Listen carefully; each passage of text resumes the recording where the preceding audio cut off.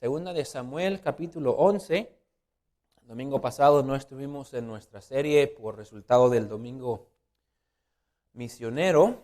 Entonces, pero la última vez que estuvimos en Segunda de Samuel, empezamos capítulo 11 y tratamos con la historia de David y ¿qué? Y Betsabé. Y miramos los primeros versículos, vamos a repasar eso en un momento. Pero vamos a leer hoy versículos 6 en adelante. Vamos a cubrir hasta el final del capítulo, pero no vamos a leerlo todo. Síganme ahí en versículo 6 y vamos a leer algunos versículos aquí. Entonces David ha pecado con Betsabé. Betsabé le manda a decir que está embarazada. Betsabé tenía un esposo. Su esposo está en la guerra donde David debe de estar. Y David ahora tiene un problema, porque él ha embarazado a una mujer casada, él también siendo el rey, siendo casado, y él quiere tratar con su pecado. Ahora aquí tiene dos opciones, vamos a tratar eso durante el mensaje. Primera opción es arrepentirse y reconocer lo que hizo. Esa siempre es la mejor opción cuando uno peca. Siempre. Pero vamos a ver aquí que normalmente, aún hombres que previamente eran espirituales, en el momento del pecado, su primer instinto es cubrirlo. Por la vergüenza, por su orgullo. Y cuando tratas de cubrirlo, siempre te va a llevar a más pecado. Y ahí es donde vamos a ver ahorita. Entonces, versículo 6, David se entera que Betsabé está embarazada y dice lo siguiente. Entonces David envió a decir a Joab, envíame a Urías, Eteo. Y Joab envió a Urías a David. Cuando Urías vino a él, David le preguntó por la salud de Joab y por la salud del pueblo y por el estado de la guerra. Después dijo David a Urías, desciende a tu casa y lava tus pies. Saliendo Urías de la casa del rey, le fue enviado presente de la mesa real. Ahora, no nos dice cuál fue el presente que le mandó de la mesa real, pero yo pienso que fue alguna canasta romántica para que se fuera a la casa a estar ahí con Betsabé. Después dice esto, versículo 9, mas Urías durmió a la puerta de la casa del rey con todos los siervos de su señor y no descendió a su casa. E hicieron saber esto a David diciendo, Urías no ha descendido a su casa. Y dijo David a Urías, ¿no has venido de camino? ¿Por qué pues no descendiste a tu casa? Y Urías respondió a David, el arca e Israel y Judá están bajo tiendas. Y mi señor Joab y los siervos de mi señor en el campo. ¿Y había yo de entrar en mi casa para comer y beber y a dormir con mi mujer? Por vida tuya y por vida de tu alma, que yo no haré tal cosa. Y David dijo a Urías, quédate aquí aún hoy, y mañana te despacharé. Y se quedó Urías en Jerusalén aquel día y el siguiente.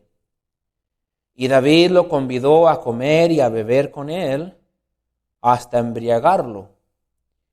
Y él salió a la tarde a dormir en su cama con los siervos de su señor, mas no descendió a su casa. Venida la mañana, escribió David a Joab una carta, la cual envió por mano de Urías, y escribió en la carta diciendo, poned a Urías al frente, en lo más recio de la batalla, y retiraos de él para que sea herido y muera. Así fue que cuando Joab sitió la ciudad, puso a Urías en el lugar donde sabía que estaban los hombres más valientes. Y saliendo luego los de la ciudad, pelearon contra Joab, y cayeron algunos del ejército de los siervos de David, y murió también Urías Eteo. Y vamos a parar ahí, porque ahí va a mandar un mensajero a decirle a David que está muerto, y explicar qué es lo que sucedió, y explicamos eso en un momento. Creo que está obvio aquí nomás con lo que leímos, hasta dónde se fue a meter David. Ahora no voy a pedir que levanten la mano aquí, pero yo sé que yo hablaría por mi propia cuenta. ¿Cuántas veces no hemos nosotros también cometido cualquier errorcito? una caída, algo. Y en vez de reconocerlo y arrepentirnos y tratarlo, tratamos de cubrirlo y cubrirlo, o nos lleva más y más y más. Y antes que nos damos cuenta, despertamos y decimos, ¿qué hice? ¿Dónde estoy? Y David llegó hasta, aún el gran rey David, llegó al punto de que un pecado lo llevó mucho más allá de donde él jamás se imaginaba. Y queremos ayudarnos a todos los que estamos aquí esta noche, que nunca sea esa nuestra historia. Porque hubieran habido gente aquí hace 2, 3, 4, 5 años que si hubiera predicado este mensaje, quizás hubieran estado aquí como que, esto a mí no me aplica, yo no voy a andar ahí. Y ahorita andan ahí. Y no hay nada que impide que usted y yo pronto también andemos ahí. Por eso es importante que lo tratemos. Vamos a orar y pedir la ayuda del Señor. Gracias, Señor, por amarnos. Gracias por darnos ejemplos. Tu palabra tan claras y tan importantes, Señor, que muestran cómo es el camino del pecado, cómo son las consecuencias del pecado. Me pido que salgamos de aquí esta noche, cada uno de nosotros, evaluando nuestra vida, examinando nuestra condición. Y que, Señor, salgamos comprometidos a mantenernos lejos del pecado, porque el pecado no para donde queremos que pare. El pecado nos va a llevar más lejos de lo que queremos ir. Pido que nos ayude, nos hable, nos ayude a ser honestos, Señor, y tratar con esto cada uno apropiadamente. En nombre de Jesús se lo pedimos. Amén. Pueden sentarse.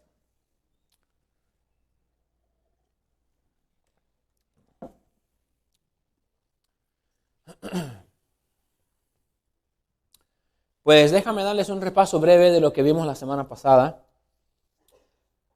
Vimos que David debía de haber ido a guerra. Era el tiempo que los reyes van a guerra, ellos están yendo a pelear. Y David, en vez de ir, él manda a sus capitanes y él se queda en la ciudad. Entonces, como resultado de que la mayoría de los hombres andan en guerra, las cosas ahí en el palacio van un poco más lentas. No hay tanto que hacer, no hay tanto movimiento.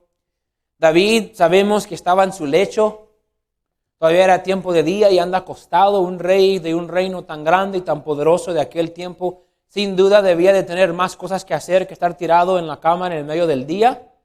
¿Cuántos hombres están de acuerdo con eso?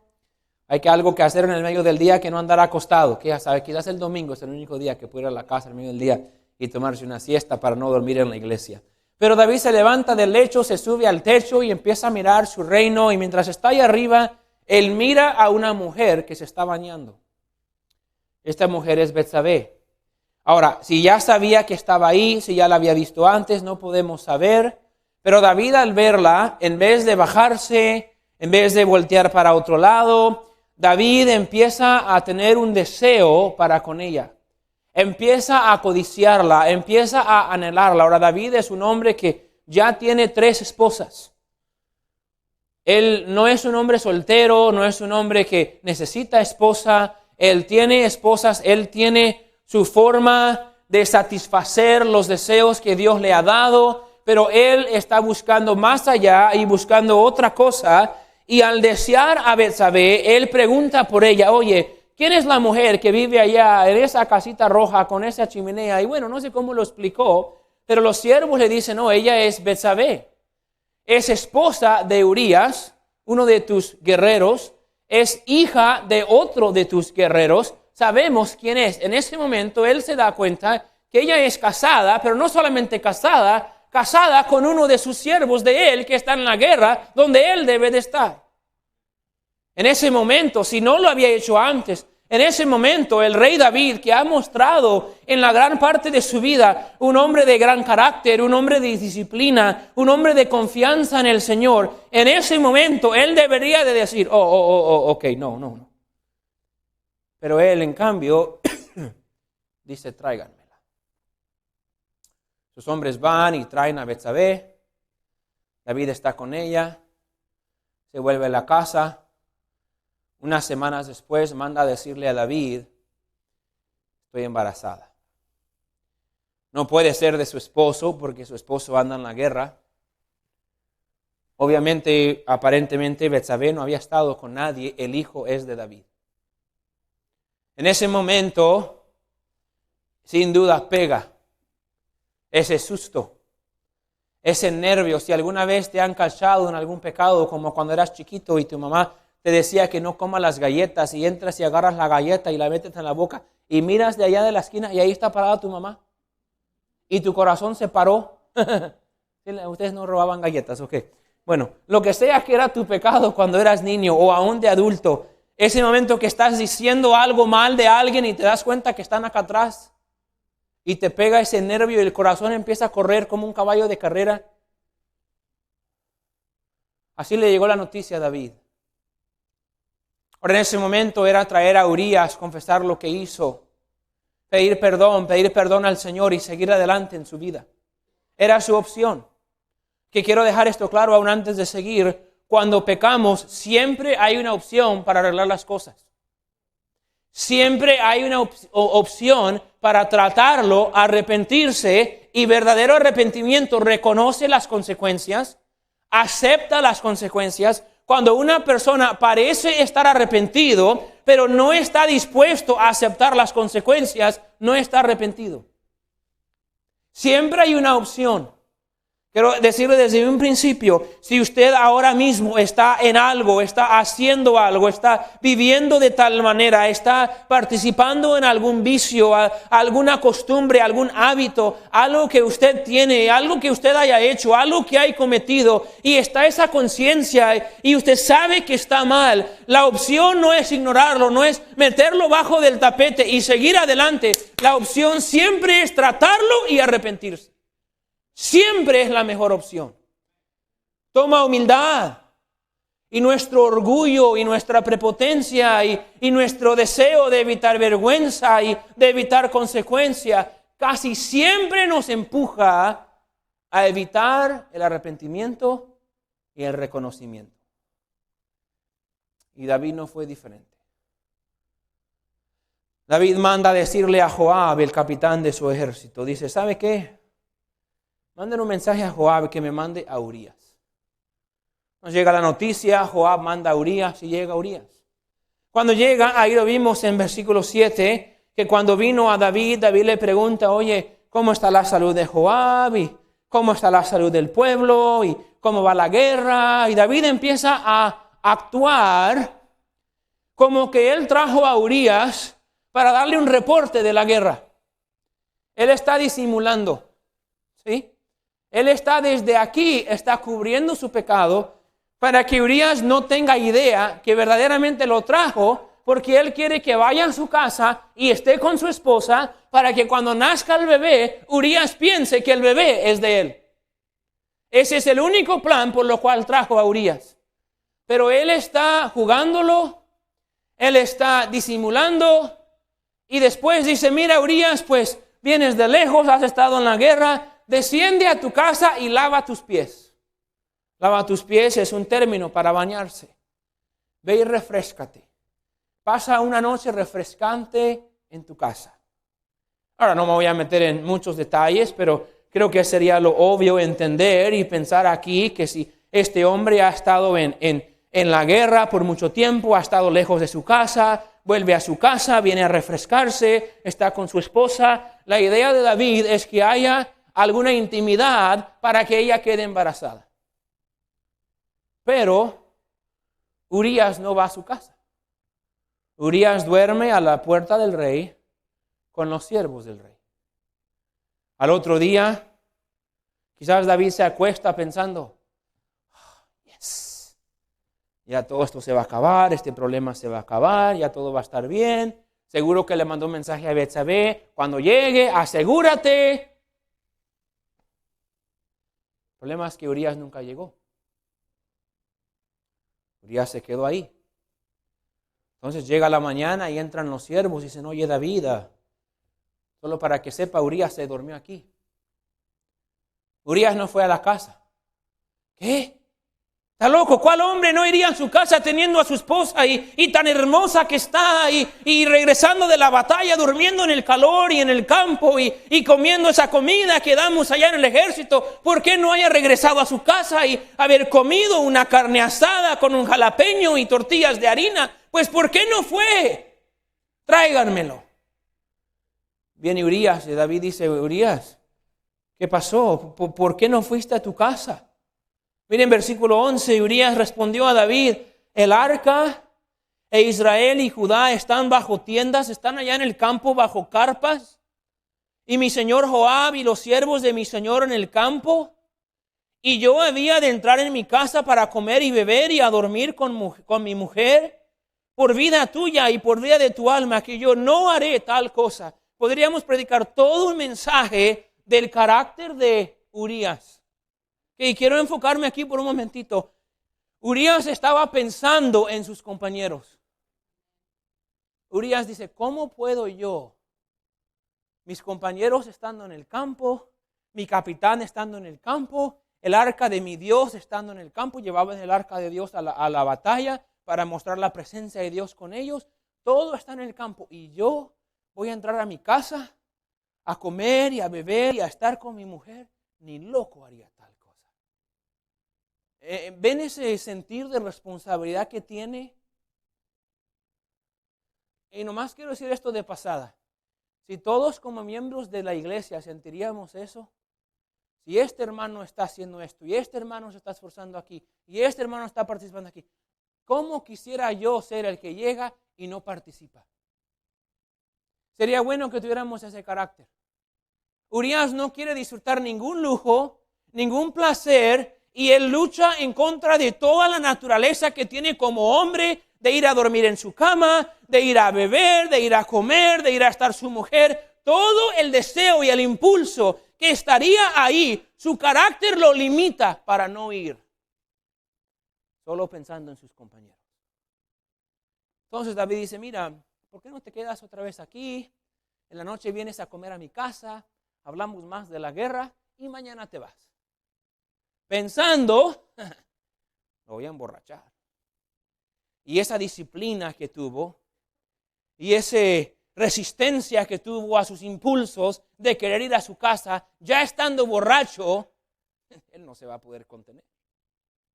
Entonces lo invita a comer a su casa y dice que le da de beber hasta embriagarlo, emborracharlo. Pero a un borracho, Urías se quedó en la casa del rey. Otra vez se quedó ahí afuera con los siervos del rey y no fue a la casa. La idea es esta. A un borracho, Urías tenía más carácter que David en este punto de su vida. A un borracho, Urías dijo, no, yo no voy a ir a hacer eso cuando mis compas andan allá. Entonces llega la noticia la otra vez a David que Urías no fue a casa. David dice, ¿qué voy a hacer? Bueno, pues déjame, me arrepiento. Mi plan no trabajó, déjame, me arrepiento. Trae a Urías y le confiesa lo que hizo. Escuchen, siempre hay tiempo para arrepentirse. Pero ahora dice, no, pues no me dejaste otra. Agarra su hoja, hace su notita, la pone en el sobre, dice Urías, mira, manda estas órdenes al rey Joab para la batalla. Urías, siendo el soldado tan fiel que era, agarra el sobre, lo guarda, lo lleva y aquí mismo llevaba las órdenes de su muerte. Y obviamente nunca las abrió o no hubiera caído en la trampa que le hicieron. Urías llega, le da esto a Joab, Joab abre, mira, ok, vamos a la batalla, muchachos. A lo que vemos, se acerca demasiado al muro. Que las instrucciones de David era, mándalo al frente, retírate y déjalo solo. Ahora, la ciudad contra la que estaban sitiadas, escuchen bien, era una ciudad con muro como en aquel tiempo. Arriba del muro habían flecheros que mandaban flechas. Tú sabías como soldado cuál era la distancia que tú podías estar para estar protegido de esas flechas. Los que iban más adelante eran los que eran más, obviamente más oportunidad a que les pegaran las flechas. Por la historia que le cuenta cuando le dice Joab, mira, regresa, dile a David que murieron varios, porque no solamente murió Urías, murieron varios. Pero si David pregunta, ¿por qué hicimos esta estrategia? ¿Y por qué murieron tantos? Dile que se murió Urías. Y lo que está dando a entender es esto. Joab no halló ninguna manera para matar a Urías que no incluía meter a más hombres también en peligro de que por David querer matar a Urías, otros hombres inocentes también tuvieron que morir. No solo murió Urías, murieron varios soldados porque se acercaron demasiado al muro. Pero era la única manera para que Urías pudiera morir. Entonces, Urías muere, manda al mensajero, le dice, si te pregunta por qué, dile que se murió Urías y va a entender todo. El soldado llega, le dice a David, David dice, bueno, dile a Joab que está bien, que le eche ganas, le dice al final del versículo 25, dile que no se rinda, dile que dé contra la ciudad hasta que la ciudad esté vencida y tú aliéntale, anímale a seguir adelante. Se da cuenta Betsabé que Urías era muerto, hizo duelo muy probable por 7 días, era el tiempo de duelo por alguien que se muere, 7 días. A los 7 días que acaba el tiempo de duelo, Dios la toma como mujer David la toma como mujer y todo está bien. Nadie se dio cuenta. Urías se murió. David, sin duda, escúchame, la hubiera tomado casi como un sacrificio. No, pues es que este hombre se murió en guerra, no tiene quien la cuide, por sentirme mal por ella de que perdió a su marido, pues la voy a tomar y la voy a hacer esposa mía. Y David se mira hasta como héroe, tomando a Betsabé, y a los ojos de él, todo quedó bien. Pero hay una pequeña frase ahí que va a llevarnos a capítulo 12 la semana que viene. Miren la última frase de versículo 27. Mas esto que David había hecho fue desagradable ante los ojos de Jehová. Me parecía como que todo salió, pero fue desagradable a los ojos de Jehová. Aprendemos muchas cosas de esta historia, sígame. Una cosa que aprendemos es que nunca jamás somos los únicos que sufrimos como consecuencia de nuestro pecado.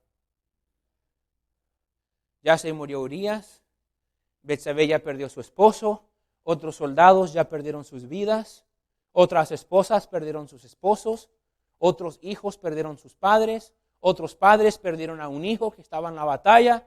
Mucha gente inocente sufrió por el egoísmo, el pecado y el orgullo de no querer arrepentirse de un solo hombre. Ve, el diablo te va a decir, pues no estoy lastimando a nadie. Yo no estoy dañando a nadie. Lo que yo hago es mi vida, no te metas. Yo no estoy lastimando a nadie. Mentiras. Yo no estoy dañando a nadie, yo no estoy asesinando a nadie, yo no le estoy robando a nadie, yo estoy viviendo mi vida. No se metan en mis cosas, es mi vida. Yo no estoy lastimando a nadie. Siempre tu pecado lastima a alguien. Siempre. Siempre. Varios muertos, varios tristes. Y Dios está desagradado con lo que David hizo. Ve, lo que pasó es que David cometió un pecado que llevó a otro y a otro, y después quiso cubrirlo y tuvo que meterse en otro. Y al final, escúchame, David es un mass murderer. Es un asesino de mucha gente. Es un adúltero. Es un hombre que robó la esposa de otro hombre. Y hasta ahí llegó. Por no querer confesarlo, por no querer tratarlo, llegó hasta ese punto. Ahora voy a usar algunos niños para ayudarme a ilustrar esto. Primero necesito algún niño bien chiquitito. A ver, ¿dónde hay uno bien chiquitito? Ven tú, Iván. Ven, Iván. ¿Es Iván o Fernando? Oh, ven, Fernando, ven tú primero. ¿Ok? Ven acá arriba. Está despierto. Qué bueno. No te uso por chiquito, te uso por guapo. Ok, aquí está Fernando. Este es el pecado más chiquito. El primer pecado chiquito de David fue que no fue a la guerra. Fue de estar ahí nomás de oquis. Fue de no ser responsable en lo que debía de hacer. Hablamos la semana pasada que una mente desocupada es el campo de juego del diablo. Y cuando uno se encuentra nada más desocupado y en lugares de tentación, va a pasar. El segundo pecado, ven tú, Junior. El segundo pecado, espero que estés más grande que él, si no cambiamos de lugares. A lo mejor escogí mal. Pero primero, el primer pecado es de que él... ¿Es está hoy de niño? ¿Es está hoy de niño? Ya, barely, qué bueno. Ok. Miró. Siguió mirando. Empezó a codiciar a Betsabé. ¿Sí? Primero fue nada más no ir a la guerra, después fue subirse al lecho y seguir mirando y empezó a codiciar a Betsabé. A ver, Santi, ven tú, Santi. A ver si estás más alto también. Ok. Después de que pecó con Betsabé, que miró a Betsabé, codició a Betsabé. Este es codiciar, ok, vamos a dejar codiciar. Y después ven Lucas, tú vas a hacer uno de los pecados más grandes. Ok. Párate aquí. Entonces, primero no fue a la guerra, después él empezó a ver a Betsabé, empezó a codiciar a Betsabé, y ahora él pecó con Betsabé. Ahora, para mucho de nuestro criterio, diríamos a todos ellos, vayan, que el pecado empezó aquí. Es donde estamos mal. Porque antes que el pecado salga a la luz, los pecados ya se estaban empezando a formar. ¿Sí? Siempre es así. Tú no andabas leyendo tu Biblia todos los días y orando y caminando con el Señor y de repente caíste en adulterio. No. Engáñanos si quieres, pero a Dios no lo engañas. El pecado no pasa así. El primer pecado fue desde aquí que dejaste tu comunión con el Señor. Entonces caíste en pecado. David cayó en adulterio. Después trató de cubrirlo. Trató de traer a Urías y emborrachó a Urías para tratar de manipular la situación para poder hacerlo. Josh, why don't you come up here? Josh es la manipulación. Manipuló, se ve como un manipulador, amén. Manipuló la situación. Trató de manipular todo para esconder y cubrir. No digan que eso no fue también pecado, porque manipular y tratar de cubrir nuestro pecado también es pecado. Ahora ven tú, Jorge.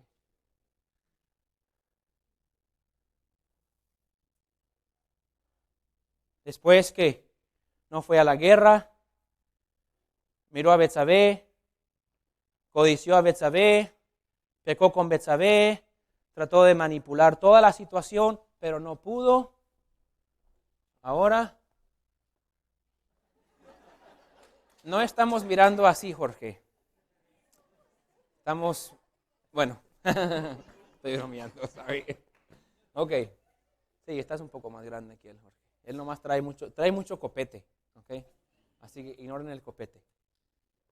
Cometió asesinato, ¿sí? Muchos miraríamos que el pecado quizás nada más fue este y este, ¿sí? Decimos, ¿qué le pasó a esa hermana que dejó a su esposo y se fue con otro? ¡Ah! De un día para otro. ¡Ah! Esos son los que resaltan. Pero el pecado empezó allá. Pueden ponerse otra vez en fila. Porque en nuestras vidas, hermanos, muchas veces se mira de otra manera. Acá atrás, estábamos todavía llegando a la iglesia. Todavía estábamos llegando el domingo en la noche. Pero la vida cristiana era de domingo y miércoles. No estábamos en comunión con el Señor. Si leíamos la Biblia, quizás la leíamos así de pasada. O la leíamos para encontrar un versículo para apuntarle a la esposa sus problemas. O la leíamos nada más cuando salía un tema en el trabajo y queríamos ir a mostrarle a alguien cómo sé más de ellos. pero dejamos de leer la Biblia para edificación espiritual. Y cuando eso pasa, ya estamos comenzando el camino. Después de ahí empezamos a faltar algunos servicios. Hay otras prioridades. Trabajo, deportes, descanso, flojera. Me enojé con la esposa y me desanimé y hoy no voy. Ahora, déjenme decir esto. No siempre trabaja igual en la vida de todos. ¿Sí? Algunos pueden brincar este paso. Pueden brincar este paso y pueden llegar aquí, aún llegando a la iglesia.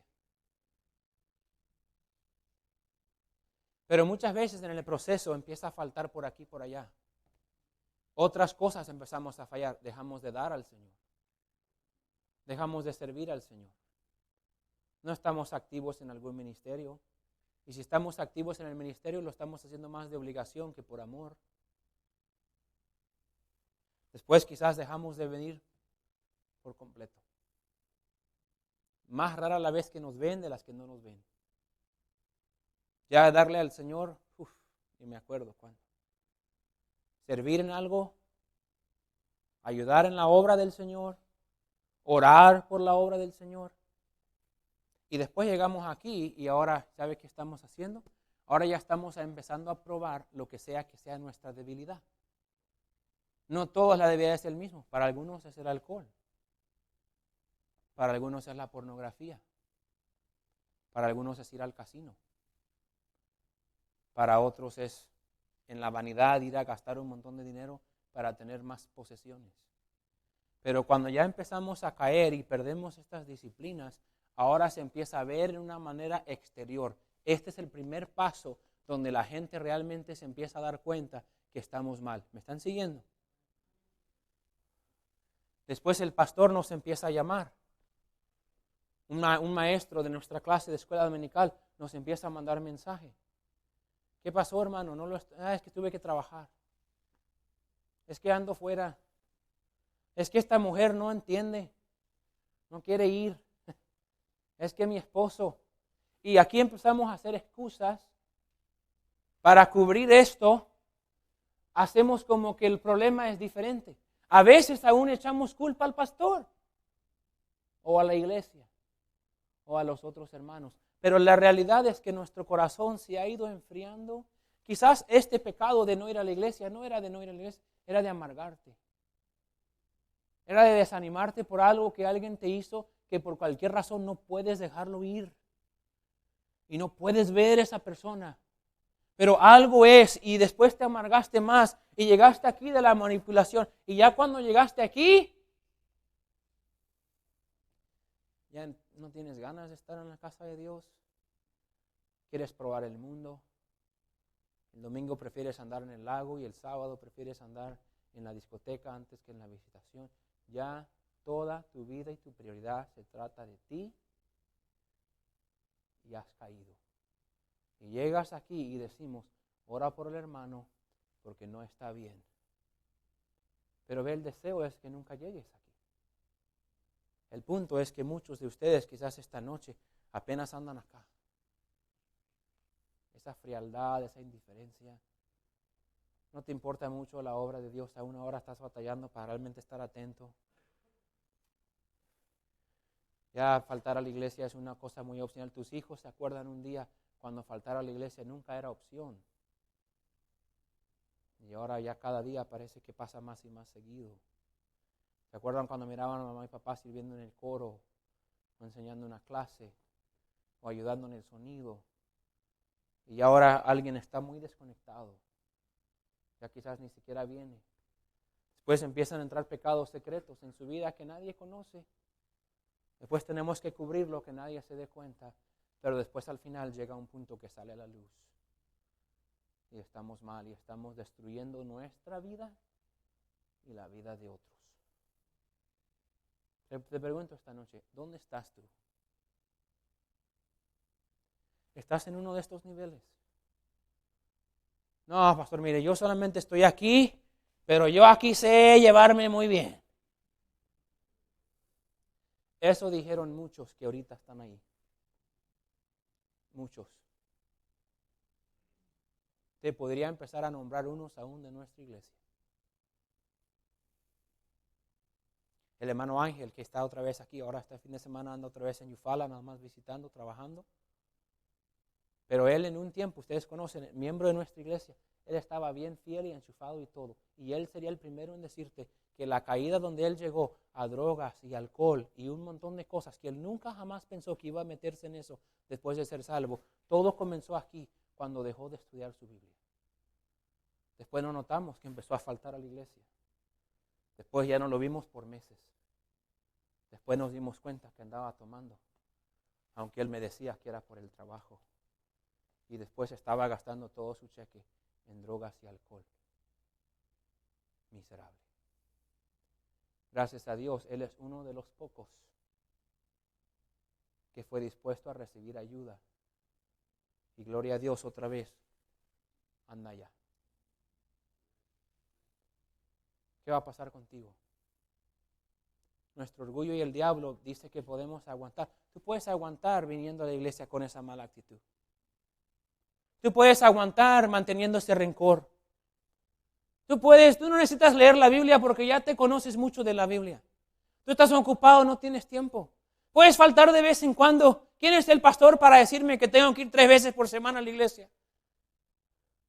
Poco a poco empieza. Y no estoy diciendo que todo el que empieza allá va a terminar aquí. Gloria a Dios que muchos nunca llegan aquí. Pero todos podemos llegar aquí. Cuando empezamos allá y mientras más vamos avanzando, menos nos va molestando, más nos vamos justificando, más estamos apuntando dedos y echando culpa a todo el mundo por nuestra frialdad espiritual. Pero escúchame, usted siempre será el único responsable por su vida espiritual. Yo no soy responsable por tu vida espiritual, tu esposo no es responsable, tu esposa no es responsable. Sí, hay gente que te puede ayudar y te debe de ayudar, pero nadie puede tomar decisiones por ti. Tú eres responsable. Deja de echar culpa. Deja de echar excusas. Deja de cubrir tus pecaditos como que todo está bien. Porque si no lo tratas, fácilmente un día puedes llegar mucho más allá que donde tú quieres ir. Pregúntale a Sansón. Pregúntale a Saúl. Pregúntale a Can. Nomás miró ese manto babilónico, luego lo robó, lo escondió, nadie lo vio, hasta que él y toda su familia fueron apedreados en el valle. Y la lista sigue y sigue y sigue. Entonces comprométate a ser fiel en comunión con Dios. Comprométete a estar fiel en la casa del Señor. Comprométete a estar fiel a corregir cualquier actitud que no debe estar en tu vida, rencor. Y cuando entran pecados en tu vida, no los cubras, reconócelos y arrepiéntate para no llegar aquí. Vamos a ponernos de pie, pueden sentarse, muchachos.